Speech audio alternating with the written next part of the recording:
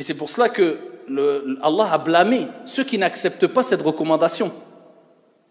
Et il dit dans le Coran وَإِذَا قِيلَ لَهُ اتَّقِ اللَّهِ أَخَذَتْهُ الْعِزَّةُ بِالْإِثْمِ فَحَسْبُهُ جَهَنَّمْ وَلَبِئْسَ الْمِهَادُ. Et lorsque tu lui dis agis avec piété, crains ton Seigneur, eh bien l'orgueil s'empare de lui.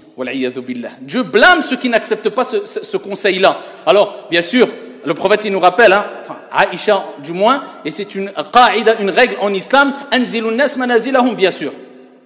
C'est une règle, on doit s'adapter au niveau de la personne, de la personne qui est en face de nous. Tu ne vas pas t'adresser à un gouverneur, à un roi, comme si tu t'adressais à ton fils, comme tu t'adressais à ton frère, comme tu t'adressais à ton père. Tu t'adaptes. Ça, c'est une règle impérative. Donc, la personne qui dit, ouais, celui-là, il n'accepte pas les conseils. Quand tu lui dis, viens, pourquoi il n'accepte pas? Je suis arrivé, je lui ai dit, ittaqillah, mon frère. Il m'a dit, oh, laisse-moi tranquille. Je lui ai dit, moi, je t'aurais dit 1000 fois, laisse-moi tranquille. C'est quoi cette manière, ittaqillah? T'es qui, toi, pour parler comme cela? Est-ce que le prophète a déjà entendu que le prophète est arrivé où les compagnons en criant? Il y a une manière de le dire.